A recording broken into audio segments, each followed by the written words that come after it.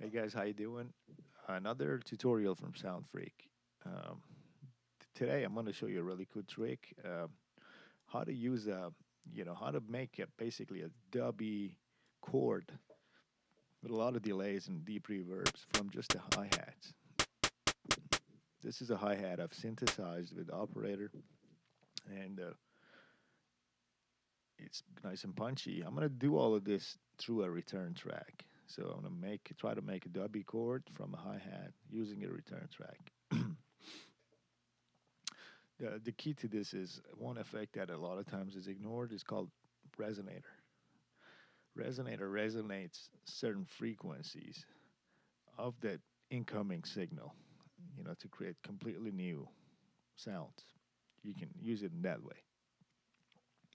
The good thing of putting this on a return track is I can, in the context of a full track, I can go send whatever I want to this and get these nice resonating things around. So I sent my hat to the return track, so I solo just a return track. Now,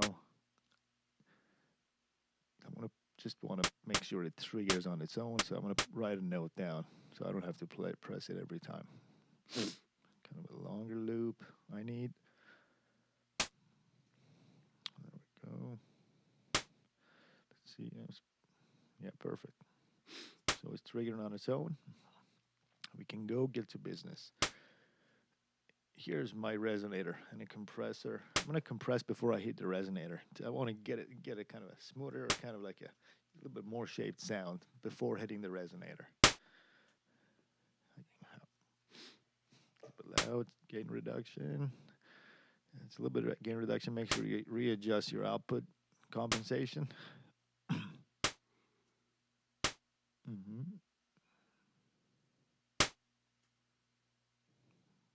Here's the resonator. It's already, you see what it's doing already, but I still hear the hats.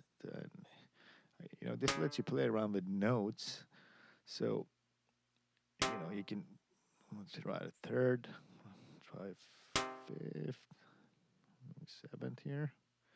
Maybe an octave higher on this one. So like a nice little chord now.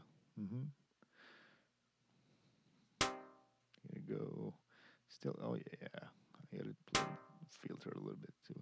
So this resonator comes with its own filter. By the way, yeah, that was the problem. So I want to hear only the wet signal on the return track, of course, because I want to send this, blended with the dry. So resonator has its own filter, but I don't like using it because it's not flexible enough. So I'm gonna basically just high cut at 8,000.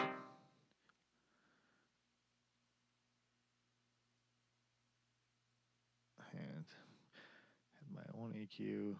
I'm gonna send the signal to an auto filter eventually. So it doesn't really matter. I just want to make sure the lows are cut enough. I don't want anything that low here. So the way I'm gonna approach this is once I process my signal out of this, I'm gonna send it to a series of effects. Maybe some delays. I don't know what yet, but something in those ranges. And before doing that, I want to make sure I got the right nice signal out. So I'm gonna add a reverb here because I just want to add a good space and make it dubby and huge. Adjust the settings.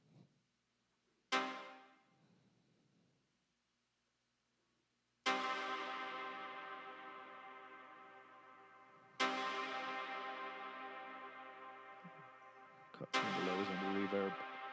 High quality on this one. I add the dirt later. I like my reverb clean and accurate as much as I can here. And then I'll add a lot of dirt to that. Pre-delay.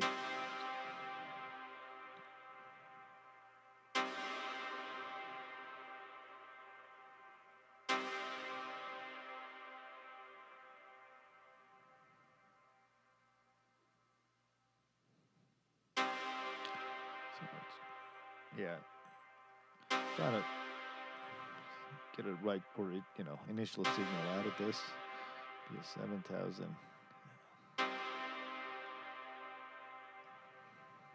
Yeah, so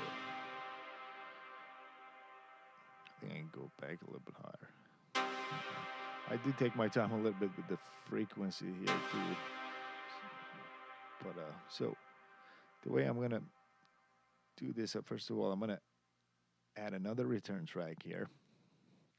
On this return track, I'm gonna enable all these send returns because I want to send my resonator track, the blue one, to this return track and treat it here with different effects like delays. So I can see that now. I was hitting this one. The reason I do that is because I want to create something interesting again here, a manual feedback loop rather than just the feedback knob on the simple delay. So I'm not going to increase that. I keep that at 0%. I use my delay here to get that first delay, but then I feed it back to itself manually, and I'll show you how in a second.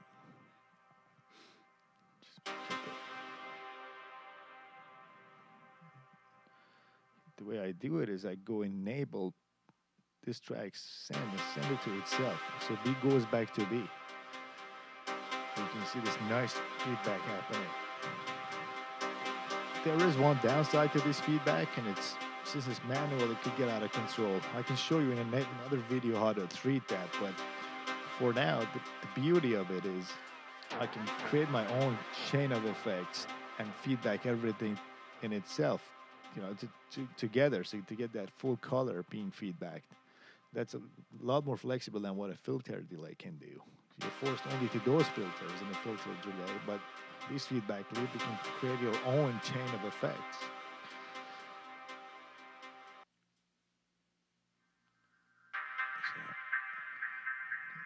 So, make sure to add an auto filter.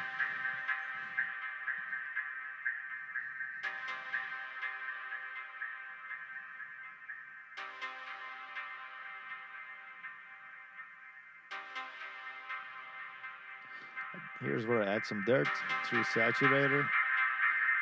Yeah, so you can see that the feedbacks, they're resonating a little bit out of control. You can treat that with a limiter. I can show you how, or compression.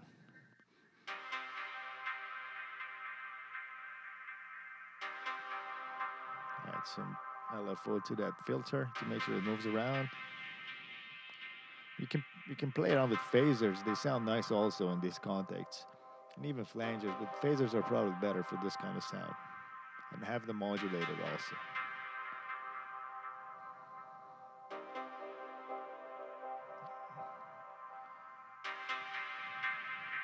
And just play around a little bit, and then see the results.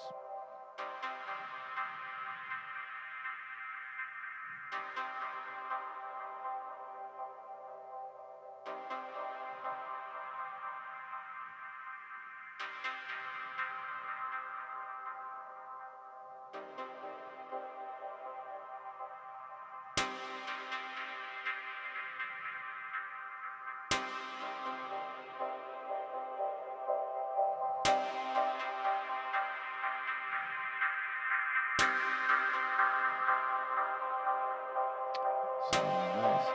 I'm playing everything together now. You can hear the head and the wet signal together. Matter of fact, you can send any kicks and everything and a full track to a return like this. As long as you make sure you put a limiter on that and you control those resonances. You can play with the decays and the operator. You can see the impact.